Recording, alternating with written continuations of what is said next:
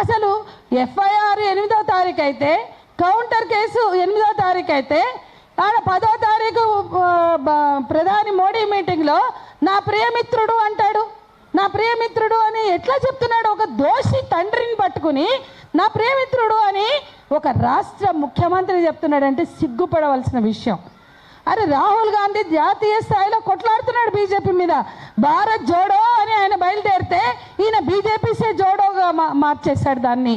Bharatiya Janata party సే జోడో అని ఇవాళ తయారు చేశారు. ఇది జాతీయ స్థాయిలో ఉన్న కాంగ్రెస్ పార్టీ కళ్ళు మూసుకుని ఉన్నదా?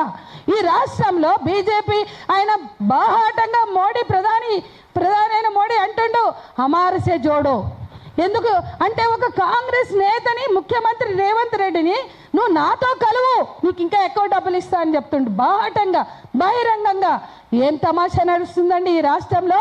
ఎన్నడూ జై తెలంగాణ అని ఈ ముఖ్యమంత్రి, తెలంగాణ ఆకాంక్షలు పట్టని ముఖ్యమంత్రి, తెలంగాణ ఆత్మగౌరవం అంటే తెలియని ఈ ముఖ్యమంత్రి, సమైక్యాంధ్ర నినాదం ఇచ్చిన ఈ ముఖ్యమంత్రి తెలంగాణ ప్రజల భావోద్వేగాలతో ఆడుకుంటున్నాడు. మహిళల మైనర్ బాలికల భద్రతతో ఆడుకుంటున్నాడు.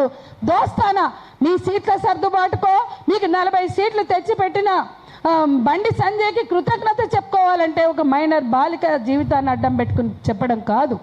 ఖచ్చితంగా మీ సీట్ల సర్దుబాటులో, మీ అవకాశవాద ప్రయోజనాలు మీ దగ్గర పెట్టుకోండి. ఈ తెలంగాణ రాష్ట్రం మేము పోరాడి సాధించుకున్న రాష్ట్రం.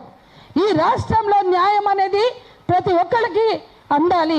న్యాయం పొందే అర్హత ప్రతి ఒక్కరికి ఉంది. బాధితులకి న్యాయం అందించవలసిన ఈ తెలంగాణ పోలీసులు, ఈ తెలంగాణ రాష్ట్ర ప్రభుత్వం చోద్యం చూస్తూ, తమాషాలు ఆడుతూ, డ్రామాలు ఆడుతూ రోజుకొక నాటకం